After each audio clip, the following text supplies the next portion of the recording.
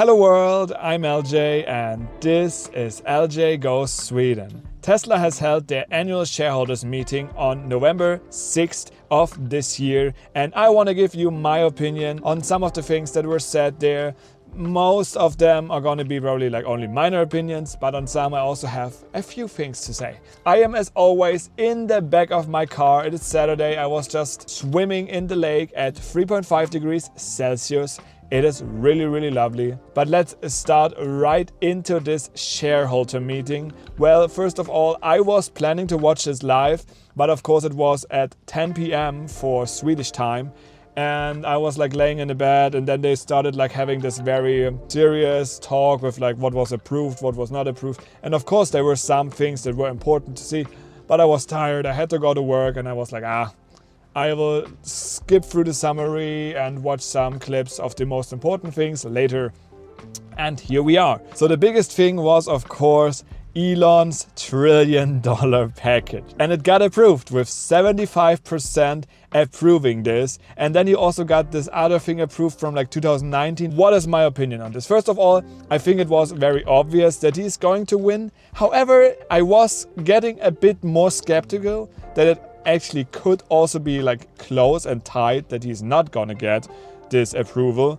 Because, you know, like you had like the Norwegian font saying like no. And for me personally, I have to say I am happy with that decision. And I know probably some people out there are going to say like, no, that is the wrong answer. You should replace him with another CEO who is really like putting Tesla back on the EV track, building cars and going away from that, you know, crazy visions that Elon has. I can understand that perspective as well.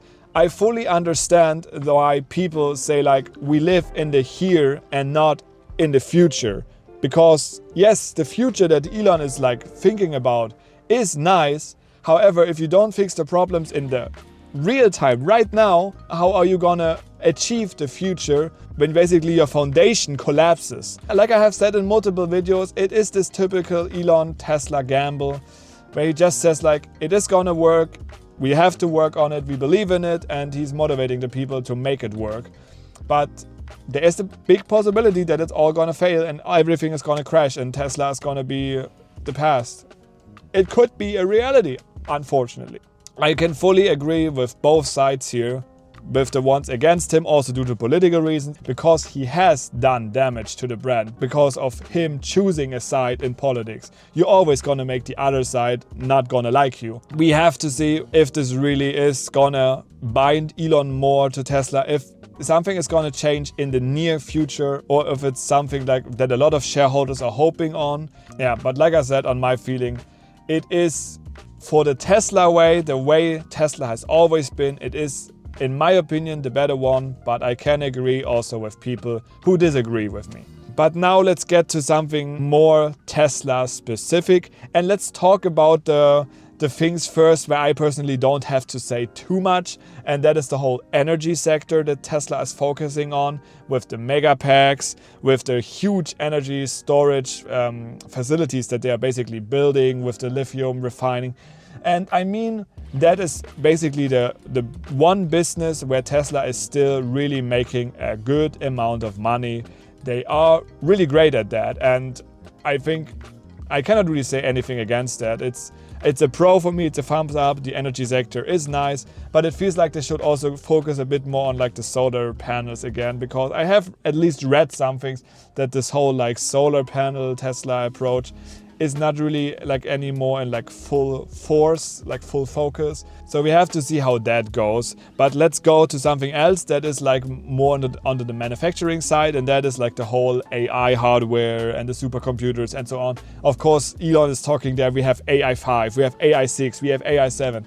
And I love that they are already thinking that far ahead, but at the same time, talking already about like AI 6 and 7 without even having AI 5 here is for me at least like long in the future. So have at least something more talking about today. For example, talk about AI 5 that is fully fine, bring it in the cars next years and make it ready, because it is really important.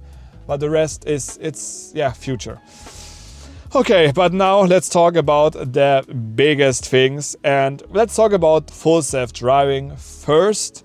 And here Elon made some announcements where, of course, let's say, I'm not sure if it's gonna work. He was talking about like full self-driving version 14.3 and that being the first version that could be like unsupervised. Of course, he can say that, but at the same time, is illegal.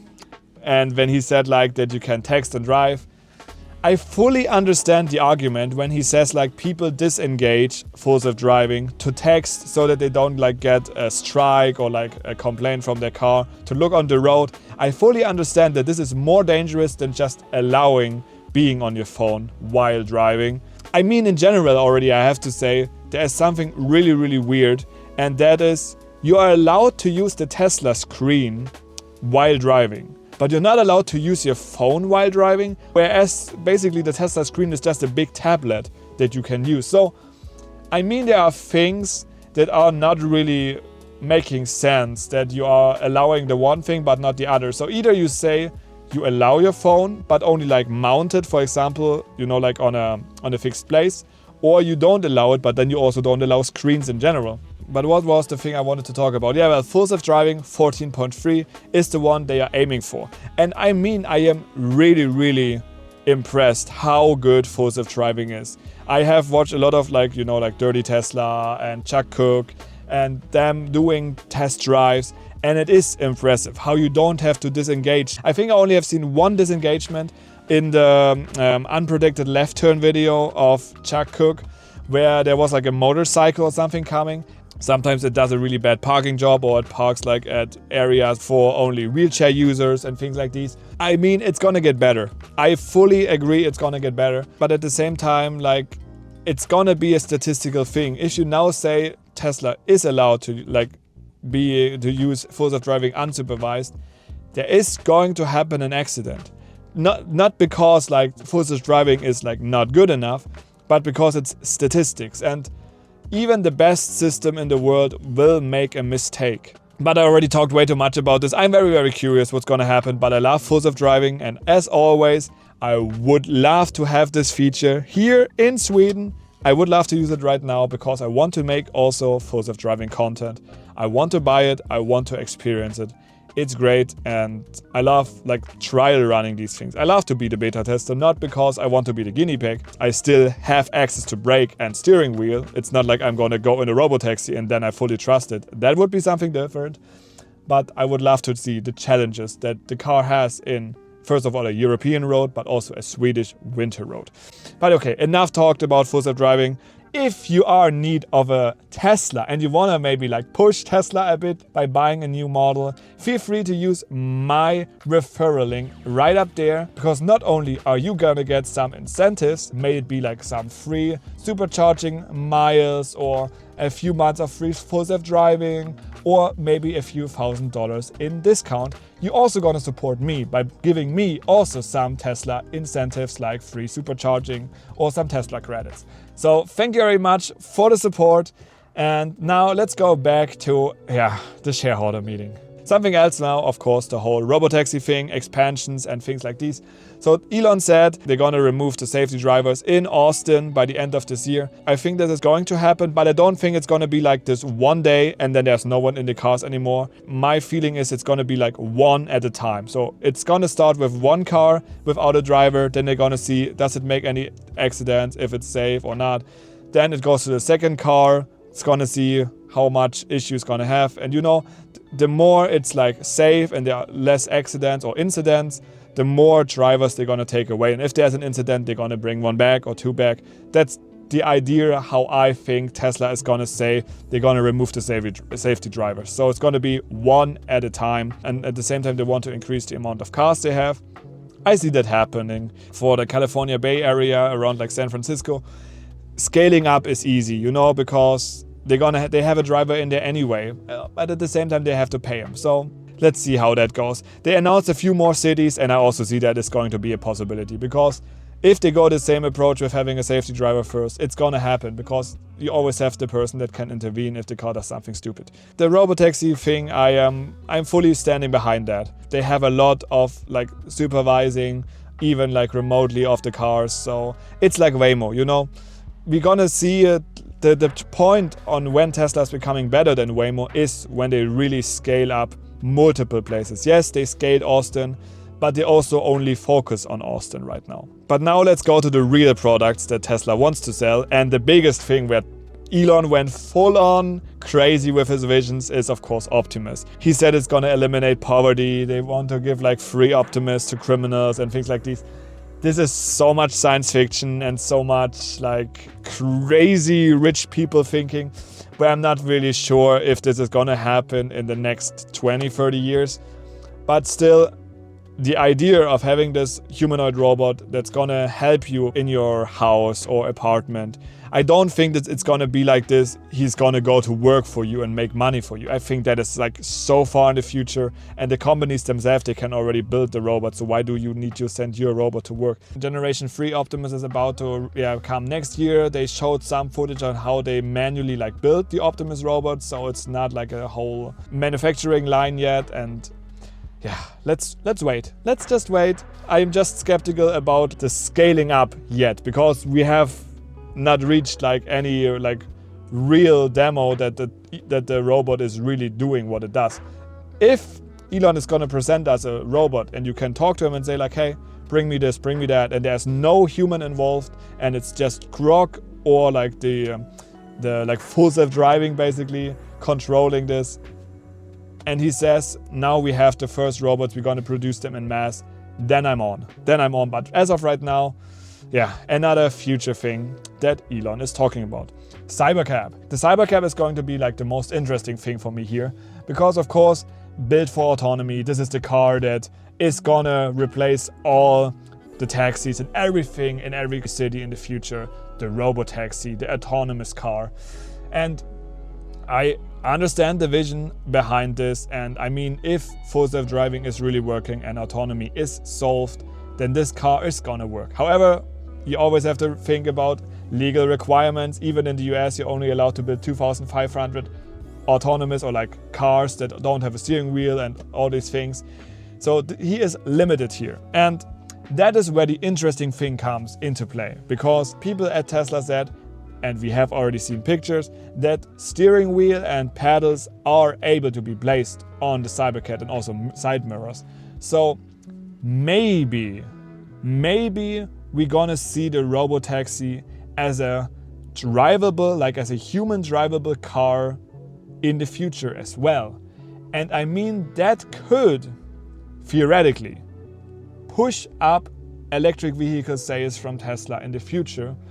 However, we need to make like some changes, of course, to the interior. Instead of having like those two very comfy seats, switch them out, put two like normal, like, you know, car seats in there, and then maybe like have like a bench at the back. Of course, it's gonna be tight on the second row, but it's gonna be like a similar approach to having like those smaller cars that you can see like a lot in Europe. You know, you have two doors.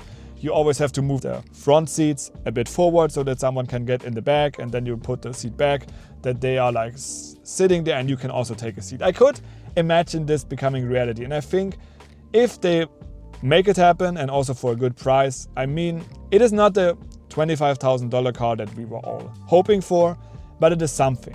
And I think that is actually something that even Europe would love to see. So I have hopes here that the plan B basically for the Cybercab is gonna become reality and people gonna buy this. Production is now set for April next year.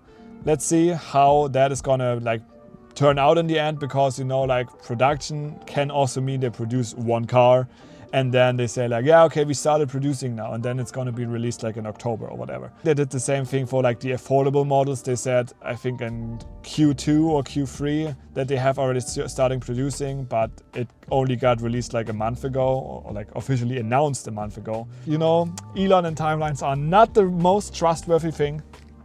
And there are two more things on here that, yeah, well, timeline-wise are still on a long waiting list. First of all is the semi-truck. They have done some adjustments to the like front fascia, so you also now have a light bar, which looks pretty cool. I like the design of the semi-truck. They have produced already, of course, some. PepsiCo has a few, maybe also other companies, I'm not sure right now. But I mean, the semi-truck is still something where I have hopes that this is also going to push up the sales once they really start producing them. But the semi-truck also has been going through a lot of delays. But there's only one thing that Tesla has delayed even more, and that is of course the Roadster, the Tesla Roadster. Well, is it gonna happen? I don't know. I really don't know. You know, like Elon was on Joe Rogan's podcast and he said like we're gonna like have the most impressive demonstration of this car by the end of the year. Now they said it's gonna maybe be April Fool's Day, which is already a weird day to choose, you know, like fooling the people with the Roadster. Is it like not even a real car and it was all just fake and they canceled the car after the real unveil and then they're gonna say like, oh yeah, we give you the money back. I don't know. The things that Elon said, like, you know, like with the flying and all these things. Nah. It's, in my thinking, it's probably gonna be similar to like the BYD Yangwang U9, you know, that can like do the little jump. And you can drive and jump a bit. I think it's gonna be similar to that. Maybe jump a bit higher or like because of the thrusters of like that SpaceX package. There's no chance that Europe is gonna like legally allow the SpaceX package. I mean, the Roadster is gonna be racetrack legal in Europe, I think. But for like for normal roads, it depends how crazy the features are that Elon is promising us. And I really think it's gonna be crazy. But the way he hypes us up, what is it called? Underhype, but overperform instead of overhype and underperform, right? So yeah, we will see how that's gonna happen, but of course also next year. So we're gonna have Optimus production apparently starting next year. Not sure.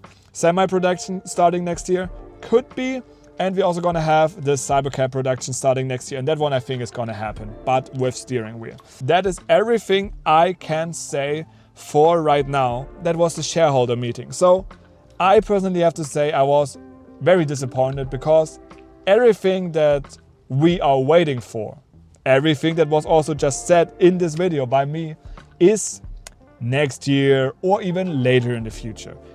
Nothing really is right now besides of course full self-driving existing and the robotaxi and the energy sector. You know, there are a few things that are in the now, but there are not like major crazy improvements that were announced that are happening now. This shareholder meeting was another view in the future when everything is going after Elon's plan. Yeah, but there are a lot of things that could make this plan being very delayed or even impossible, you know, like regulatory things, like full self-driving in the world or other things, you know, AI is gonna be expensive and maybe not even that easy to solve, like especially for the Optimus. What do you guys think? Do you think it was rather disappointing than good? Or what do you think about Elon's approval of the pay package, of the $1 trillion package? I really want to see, and of course keep the discussion nice if you are against or pro it and don't blame other people for their opinion. And with that said guys, I think there is nothing else to say besides give this video a thumbs up, push that like button, and like I said, write down your opinions in the comments below. But now, have a wonderful day. We're gonna see each other back in the next video. But until then, bye bye.